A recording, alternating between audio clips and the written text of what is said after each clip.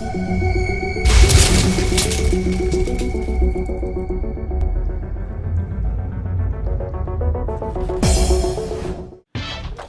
up world, Tyler here, and today I'm coming at you with something that I actually have used before. I like a new product, I'm going to tell you what it is. Right here, we have something called Fuel for Fire. Nice little packets here. What this is the same idea as goos, same idea as Roctane, gels, whatever form of nutrition you use out in the course. This is a similar idea to that. However, the reason that Fuel for Fire is different than, like, let's say, for example, a Roctane by Goo, the ingredients list on the Goo Roctane are as follows. Maltodextrin, maltodextrin, water, fructose, ornithine, alpha cuglokum, it's labeled OKG. Histidine, you see my point. All these random things on there on the ingredients list you can't really understand. But on the Fuel for Fire, there's a little bit something different. The ingredients for Fuel for Fire are as follows. Apples, pears, sweet potatoes, water, whey protein isolate, natural flavor, cinnamon, ascorbic acid. That's the only weird one, and that's vitamin C. The coolest thing about these is they are legitimate real food, more or less like a fruit puree.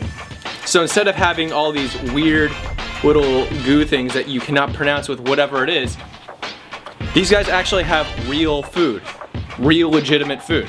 The only disadvantage I find to actually using these guys in a race is one, the size. To put it in perspective, again, here's that little Goo Roctane we have here, and then the Fuel for Fire. Granted, there's a lot more in here, so you could use this on a longer ride, or maybe an iron as opposed to a half iron. I do find that this can be a little unwieldy bouncing around in the specific race packs that I use on my back. But I did use these at Spartan race, the Spartan World Championships in 2014. And I did enjoy having this there. It fit neatly in my little hydration pack. And for the banana cocoa, let's come on, chocolate and bananas. I get you through anything. But what's the consistency like?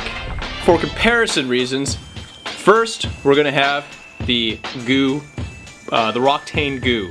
Alright, so you can see right there, these bright lights, that right there is a Roctane Goo. Nice and maltodextrous. Cool thing about these guys are little twist off lids. Make sure that specifically in an Ironman race or any other ones that prohibit littering, which is all the races, you don't chuck this guy. You can still get a littering violation. Ow. There you go. A little bit more substantial on the Fuel for Fire here. As I said, it's kind of more or less like a puree. The other one's a little bit soupy and gooey, a little bit more thick.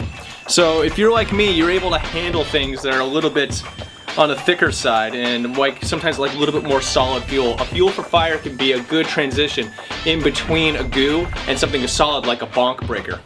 And let's face it, taste comes down to everything.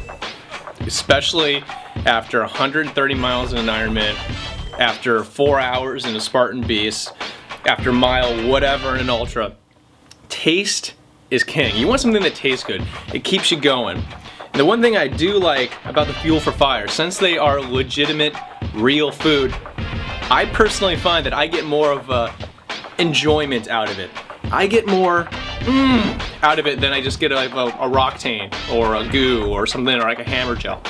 As I said, guys, if you're looking for something that's a little bit more on the real food side, don't mind carrying something that's in a little bit bigger of a package, and I personally find that tastes good, go with the Fuel for Fire.